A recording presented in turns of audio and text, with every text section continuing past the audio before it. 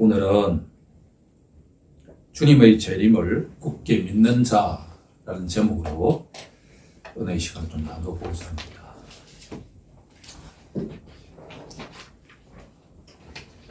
자녀된 입장으로서 부모님들이 이 땅에 돌아가실 때 유해를 어디다 모시고 싶을까요? 백은 다 선산에 모시고 싶지 않겠습니까? 우리나라에 모시고 싶지요.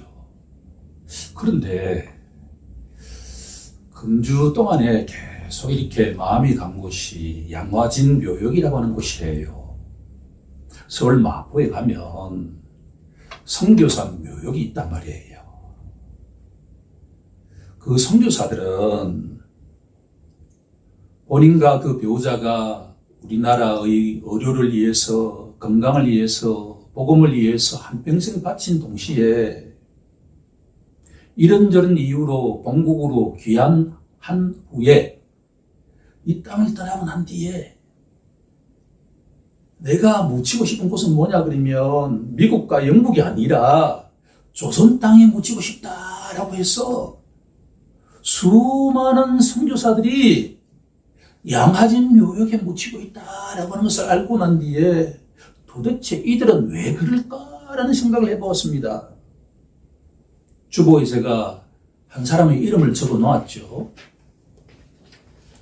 로데타 호울이라고 하는 여성 닥터 선교사입니다.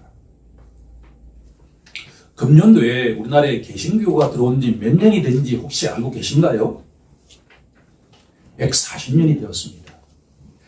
갑신정변이라고 하는 역사적인 사건이 일어난 해인 1884년을 개신교가 우리나라에 공식적으로 들어온 해로 인정하고 있지요. 그렇게 보면 2024년도는 바로 140년이 되었습니다. 1890년도에 25살 되는 미국의 여자 의사 로제타라고 하는 사람이 우리나라에 선교사로 왔습니다. 당시에 미국 내에서도 여자 의사는 아주 존경받는 직업이에요. 사회적으로도 물질적으로 풍성하게 대우받을 수 있음에도 불구하고 당시에 미국에 거의 알려지지 않았던 이 조선 땅에 열망을 품게 됩니다. 조선의 여성들에게 열악한 의료 환경 개선을 통해서 그들의 인권을 신장하는 것은 물론이고 예수를 믿게 하고 싶다라는 열망어머니입니다. 당시의 조선사회의 여성들은 노예와 같은 삶을 살았어요. 인권이라고는 없었어요. 보통 집집마다 여성들이 10명, 20명의 아이들을 낳았는데 그 가운데 3분의 2는 다 죽었어요. 저는 여성이 아니기 때문에 이런저런 이유로 그 핏덩이 같은 아이가 이 땅을 떠날 때 그 여성의 마음이 어떤지 잘 몰라요. 그런데 그 당시에 위로받을 그런 어떤 지점이 없었어요. 아이를 먼저 떠나보냈다라고 하는 그 우울증을 치료받을 수 있는 사회적 장치가 없었다니까요. 심지어 아이를 못 낳으면 쫓겨나잖아요. 이게 낮에는 그 한정되어 있는 밭에 나가도 하루 종일 일하고 집에 와서는 또 부모님을 봉양해야 되는 그야말로 노예와 같은 삶을 살았어요. 그 이야기를 듣는 순간에 왜 하나님의 자녀인 그 조선의 여성들이 그런 삶을 살아야 될까? 그들에게도 인권이 있고 그들에게도 건강권이 있고 그들에게도 예수에 대한 믿음권이 있다라고 생각한 이 로데타가 들어와서 선교 사역을 시작했습니다. 그런데 같은 의사인 선교사님을 만나서 결혼을 했는데 아이도 낳았는데 2년 뒤에 그 남편 선교사가 죽습니다. 그런데 그 딸도 죽습니다. 그 정도 되면 본국으로 돌아간다 하더라도 누가 손가락질 할 사람이 있을까요? 그런데 그 하나뿐인 아들을 품고 미국에 가서 모든 사람이 다 돌아갔다고 생각했는데 그 교회 모든 사람들에게 선교비를 거두고 난 뒤에 조선 땅으로 다시 와서 본격적인 사역을 시작합니다. 당시에 선교사들이 얼마나 오해를 받았나 그러면 길거리에 헤매는 고아들을 위해서 고아원을 만들었습니다. 그런데 오늘 한 집에서 아이가 실종이 되었는데 바로 서양 선교사들이 그 아이를 데리고 가서 그 아이를 수프를 만들어서 먹는다라고 소문을 퍼뜨렸어요. 얼마나 절망감이 있겠습니까? 더구나 병원을 열었는데 고종 황제의 도움을 받아서 병원을 열었는데 아무도 오지 않는 거예요. 서양 귀신이 들린 사람한테 우리 몸을 어떻게 맡기느냐라고 했습니다. 어느 날 화상으로 전신이 불에 탄 한 여성이 왔는데 피부 이식을 해야 되는데 이 로제타 홀 닥터가 어떻게 했느냐.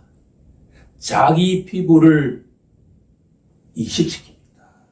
그 일이 있고 난 뒤에 사람들이 신뢰하기 시작해서 병원을 왔다라고 되어 있습니다. 하나 남은 아들이 성장하고 난 뒤에 의사가 되었습니다. 이 아들 또한 조선이 왜 그리 좋았는지 그 부부가 와서 우리나라의 의료 선교를 펼치는데 그들이 주목했던 것이 뭐냐 그러면 바로 괴력 퇴치였습니다. 그들이 우리나라에 처음으로 도입한 것이 바로 크리스마스 시일이라고 한 것이죠. 아마 우리 작년처럼 다 이해할 겁니다. 크리스마스가 되면 씨를 붙이면 그 기금으로 해가지고 괴력 퇴치에 사용하는 것과 같은 일도 했다라고 하는 거예요. 장장 그 부모대와 아들대가 우리나라의 의료 선교로 섬긴 기간이 73년이었다라고 하는 거예요. 그들 또한 미국에서 죽고 난 뒤에 우리나라에 묻혔습니다. 양아진의 그 아버지 어머니와 누이와 그 아들대가 다 양아진 묘역에 묻혀있다라고 하는 거예요. 그런 사람이 한둘이 아니다라고 하는 거예요. 과연 왜 이 사람들이 이렇게 당시의 세계에 알려지지 않은 이 조선 땅에 와서 그렇게 대를 이어서 섬길 수 있는 행함의 동기가 어디 있느냐? 그 질문에 답을 저는 오늘 이 본문에서 세 가지 단어를 가지고서 한번 설명해 보고자 하는 것이 오늘 설교의 포인트입니다.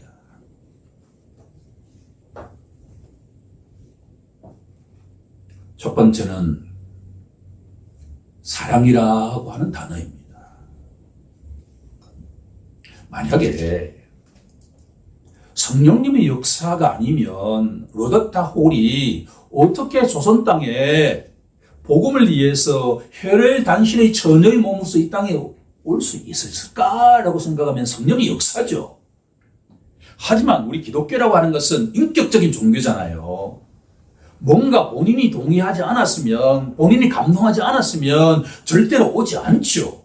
선택지가 있어요. 미국에서 의료 선교할 거냐, 한국에 올 거냐 다 선택할 수 있단 말이에요.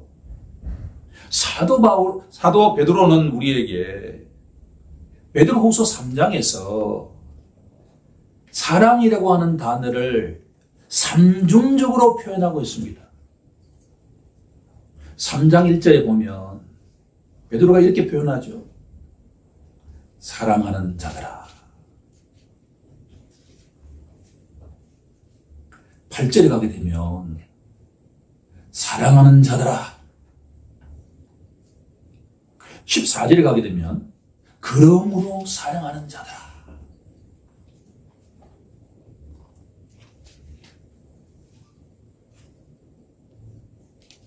사도 베드로가 이제 이 땅을 떠날 때가 얼마 남지 않았습니다.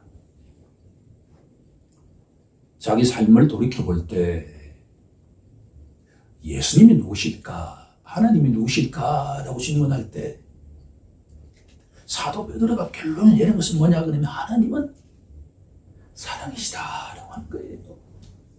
이것은 사도 베드로의 결론인 동시에 누구의 결론입니까? 사도 요한의 결론이지요. 다시 말씀드린다 그러면 모든 사도들은 하나님이 누구신가? 라고 누군가 질문할 때 딱 한 단어로 답했다는 거예요. 하나님은 누구시다? 사랑이시다. 사랑은 그냥 추상적인 것이 아니라 내가 누구를 사랑한다 라고 한다면 나의 모든 것을 주는 거예요.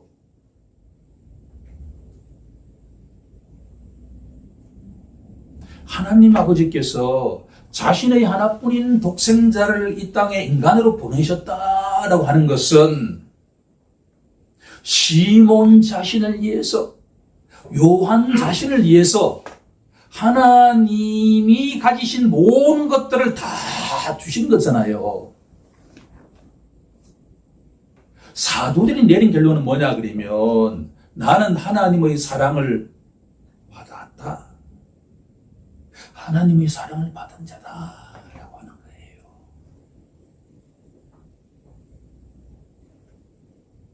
사도 베드로는 이 두 번째 편지에서 사랑하는 자라고 능동적으로 사용하고 있지요. 그런데 시몬의 고백은 사랑하는 자가 되기 이전에 어떤 자였다는 겁니까? 사랑을 받는 자였다. 사랑받은 자들아 라는 이야기입니다. 로제타 홀이 독실한 크리스천 가정에 태어나서 부모님들로부터 신앙생활을 하면서 깨달은 것은 뭐냐 그러면 시몬이 깨달은 것처럼 아무런 자격 없는 내가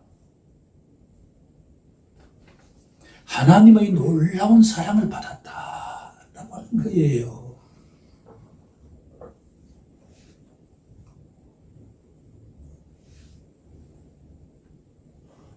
우리가 분명하게 알 수 있는 것은 뭐냐 그러면 사랑을 많이 받은 자일수록 사랑을 줄 수 있지요. 그 받은 사랑이 무엇인지를 정확하게 알고 있기 때문에 하나님으로부터 내가 사랑을 참 풍성하게 받았다라고 인정하는 자, 내가 부모님으로부터 참 많은 사랑을 받았다라고 인정하는 자일수록 어떤 자가 되기 시작한다는 거예요. 사랑하는 자가 된다. 그런 이야기예요. 성경은 우리에게 사랑하는 자가 되라라고 이야기하지 않아요. 자격 없는 우리 각자를 위해서, 나 같은 사람을 위해서 무슨 이유인지 모르겠는데 하나님이 나를 사랑하셨다 라고 하는 그걸 갖다가 내가 깨달으면 깨달을수록 나도 모르게 어떻게 된다는 이야기입니까? 사랑하는 자가 되어간다라는 이야기예요. 주님이 사랑하시는 여러분, 사랑하려고 하지 마십시오. 뭘 깨달으면 됩니까? 날마다 내가 사랑을 받았다라는 걸 깨달았게 되면 철저히 사랑하는 자가 돼요.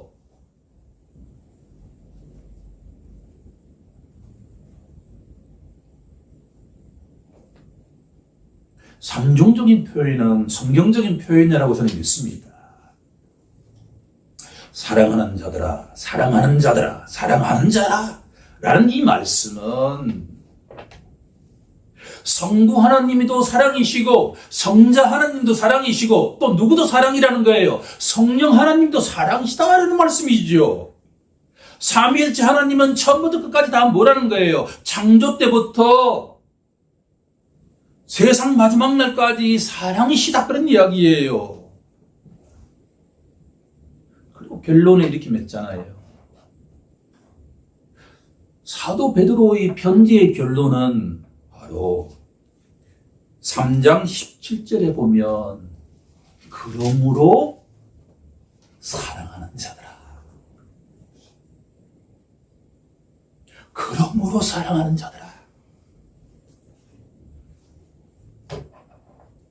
달리 말하면 그러므로 사랑받은 자들아, 그런 이야기지요. 하나님의 놀라우신 그 사랑을 받은 자들아, 그러면 너희들이 어떻게 되어야 된다는 이야기예요. 사랑하는 자들이 되어야 된다라는 이 말씀에 저는 로제타 홀과 그 배우자와 그 자녀들은 바로 아멘으로 화답했다라고 저는 생각합니다. 사도 베드로가 따로 있고 사도 요한이 따로 있고 로제타 홀이 따로 있는 것이 아니라 누구라도 하나님의 사랑을 받았다라고 하면 사랑받는 자라면 사랑하는 자가 된다라고 하는 거지요.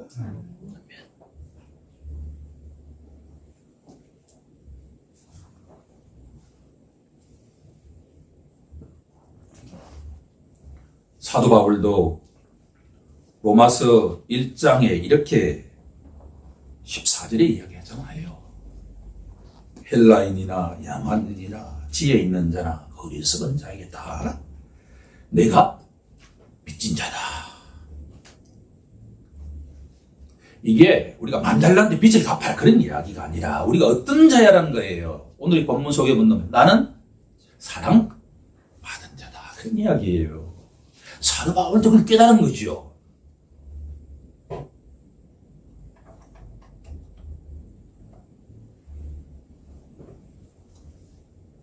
두 번째, 본문이 로제타 홀을 조선 땅으로 인도하게 된 두 번째 내용은 뭐냐 그러면 바로 약속이라고 하는 단어입니다. 그녀는 굳게 약속을 붙들었습니다.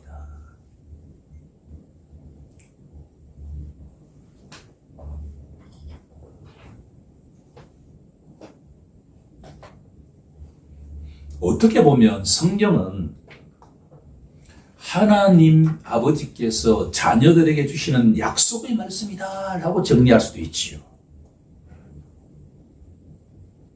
많은 약속이 있지만 그 가운데 하나가 뭐냐 그러면 때가 되면 예수님께서 그리스도께서 다시 오신다 라는 약속입니다. 재림의 약속이지요.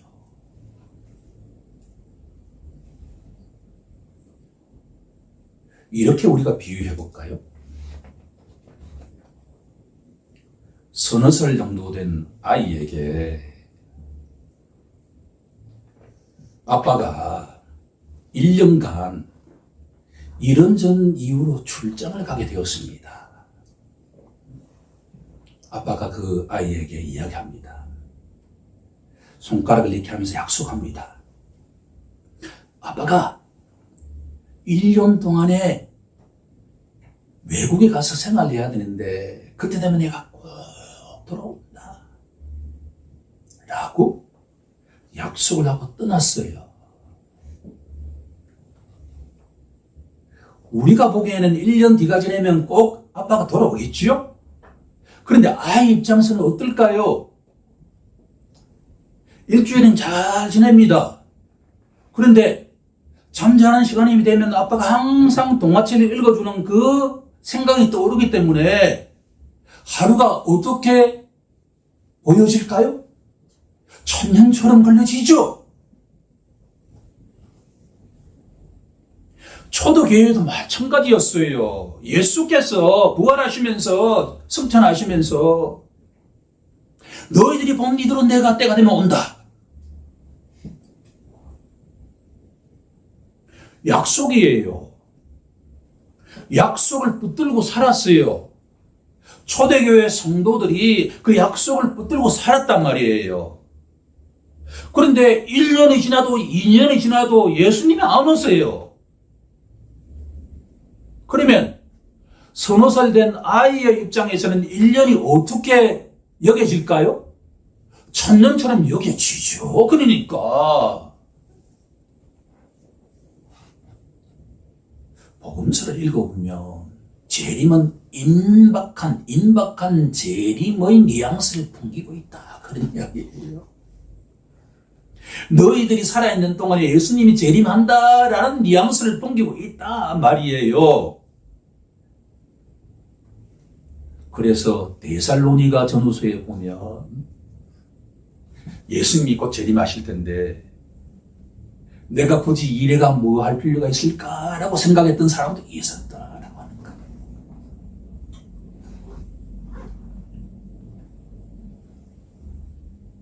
주님이 사랑하시는 성도 여러분,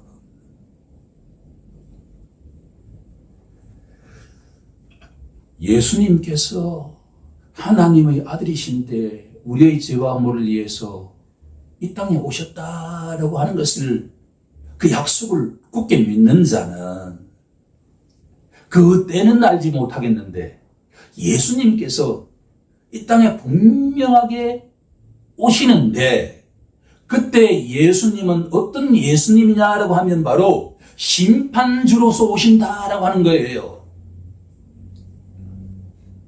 구약의 성도들에게도 동일했습니다.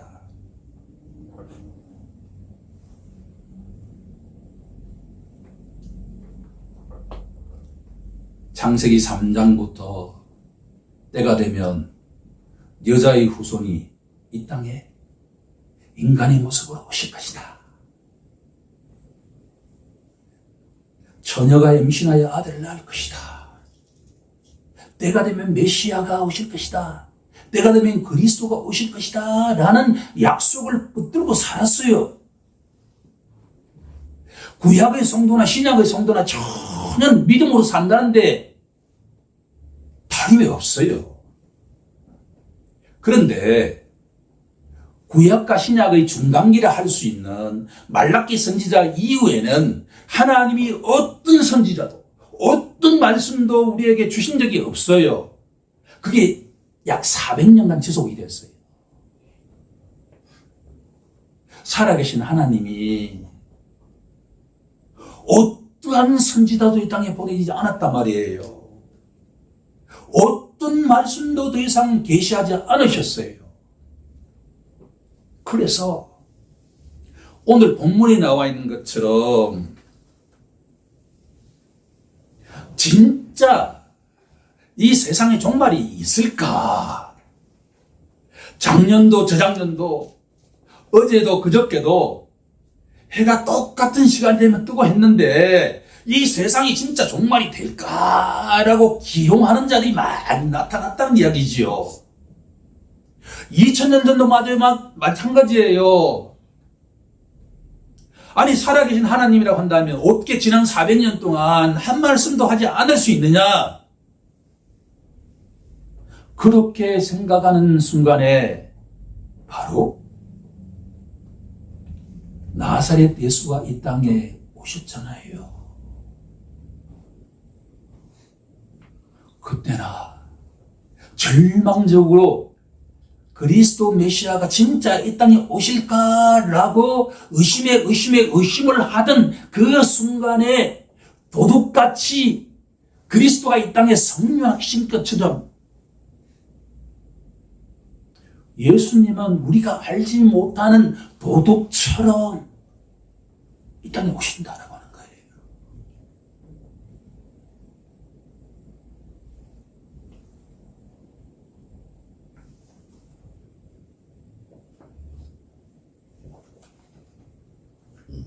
로제타 홀과 같은 선교사들이 지금이나 과거나 하나님의 사랑을 받아서 사랑하는 자가 되었던 것처럼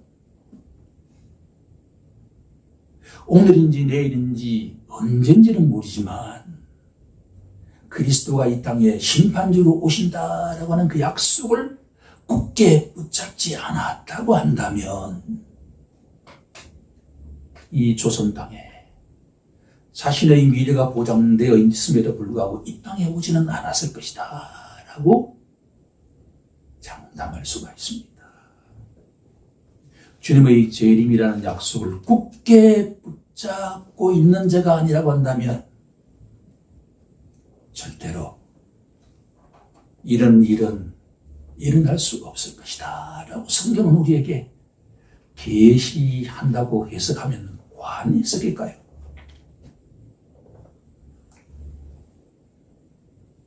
구약의 성도나 신약의 성도나 성도는 오직 믿음으로 살아간다라는 히브리서 11장의 말씀은 바로 하나님의 약속을 붙들고 살아가는 자라고 해석해야 할 것입니다. 우리 또한 그렇게 예수님의 재림을 굳게 붙잡고 한 주 살아가는 우리 모두가 되길 간절히 소망합니다. 세 번째,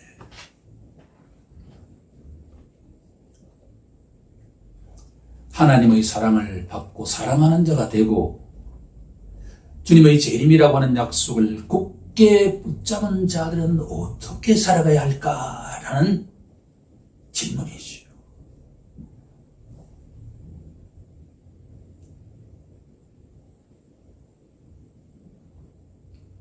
로제타 홀의 책을 다시 읽으면서 우리 교회에 던지는 메시지가 무엇일까라고 질문할 때 제가 내린 결론은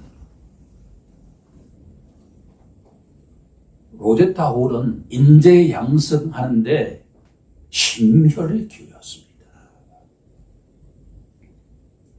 바로 우리나라의 첫 번째 여자 의사라고 하는 박에스터라고 하는 분을 길러낸 선교사가 바로 로제타 홀입니다. 어느 날 이하학당에 출석하는 이 김점동이라고 하는 여성이 너무나 똑똑하고 영어도 잘하고 해서 통역을 하면서 로제타 홀이 가만히 보니까 이 정도 아이라고 한다면 미국으로 보내서 조선 최초의 여자 의사를 만들어도 되겠다라는 판단으로 몇 년이 지나고 난 뒤에 미국으로 필라델피아 의과대학으로 보냈습니다. 그런데 참 놀라운 것은 그 유학생활하는 가운데 남편이 계력으로 죽습니다. 그런데 포기하지 않고 공부를 해서 닥터 학위를 얻고 우리나라에 귀국하고 난 뒤에 우리나라 최초의 여자 의사가 되었다라고 하는 거예요. 또한 우리나라의 최초의 간호사도 길러내신 분이 바로 로제타 홀이라고 하는 분이란 말이에요. 제가 이 이야기 하는 것이 우리도 이분처럼 저 아프리카로 가자 그런 이야기는 아니죠. 우리의 선교 지역은 어디냐라고 질문한다면 우리는 교회라고 봅니다. 이 교회가 선교 지역이라고 나는 진단합니다. 우리 교회가 명확하게 방향을 잡아야 할 것은 뭐냐 그러면 인재를 길러내는 겁니다. 청년들만이 인재가 아니라 우리 각자가 인재가 되어야 된다고 하는 것이죠. 내가 사랑을 받았기에 나는 사랑하는 자가 되는 것이 우리 교회의 목표고 예수님께서 이 땅에 오셔서 나의 죄를 위해 십자가에 돌아갔다라고 하는 것을 믿는 자는 때가 되면 예수가 재림주로서 이 땅에 심판주로 오실 것이다 라고 하는 것을 붙잡아야 된다라고 하는 거예요. 그리고 난 뒤에 어떻게 살아가야 되느냐. 그렇게 잡고 그렇게 살아가는 것이 우리 교회의 목표이자 우리 한국의 모든 교회의 지향점이 되어야 할 줄로 믿습니다. 그 과정에서 하나님이 특별하게 부르신 성도가 있다고 한다면 지금도 복음을 전혀 듣지 못한 어떤 오지에 갈 수도 있겠지요. 그 이전에 우리 교회가 해야 될 일은 뭐냐 그러면 이 세 가지를 굳게 믿고 그렇게 살아가야 된다라고 하는 거예요.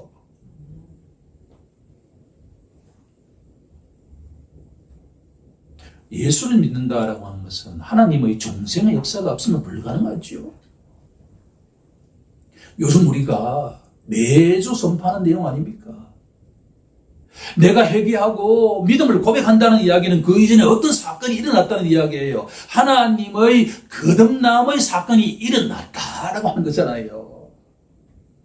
메커니즘은 몰라요.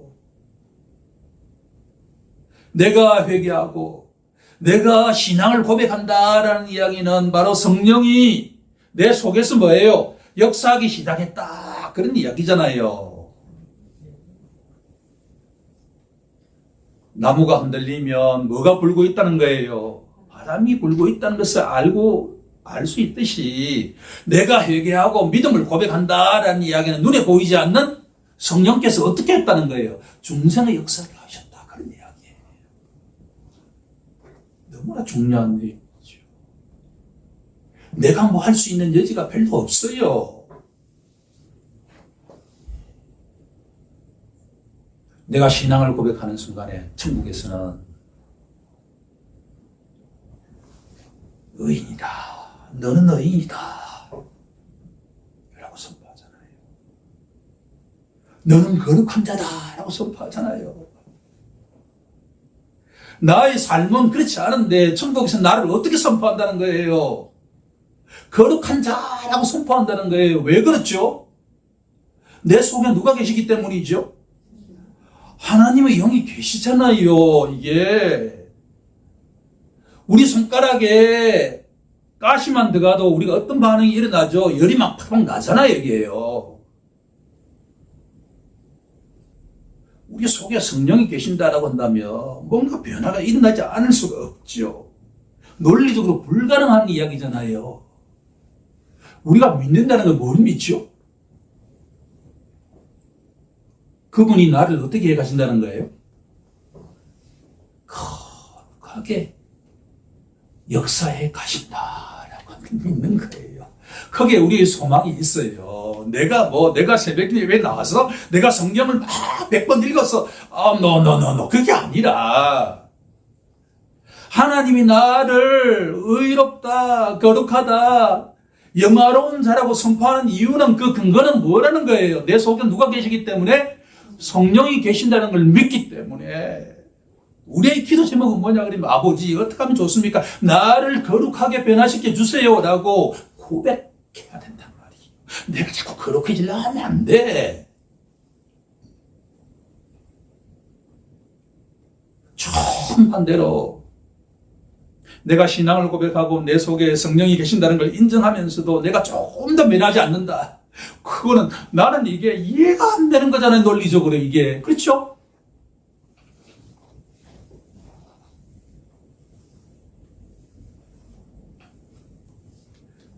우리 다 함께 14절을 합독하면서 마무리해보고자 합니다. 시작.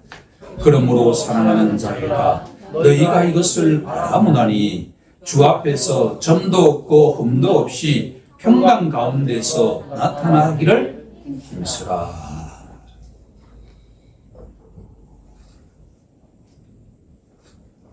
약속을 붙드는 자는 어떤 자가 되어야 한다고요? 힘쓰는 자가 되어야 한다라는 이야기입니다. 감나무에서 감이 떨어지기를 기다린 자가 아니라 뭐예요? 힘쓰는 자가 되어야 한다.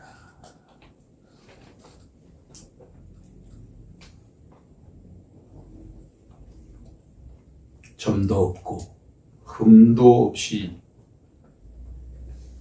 나타나기를 힘써야 한다. 이 세상에는 공짜가 없듯이 신앙에도 공짜가 있어요? 없어요? 없어요. 힘쓰지 않는 자에게는 소망이 없습니다. 그런데 그 앞에 중요한 단어가 하나 있죠? 어디 앞에서 힘쓰라고 돼 있죠? 주 앞에.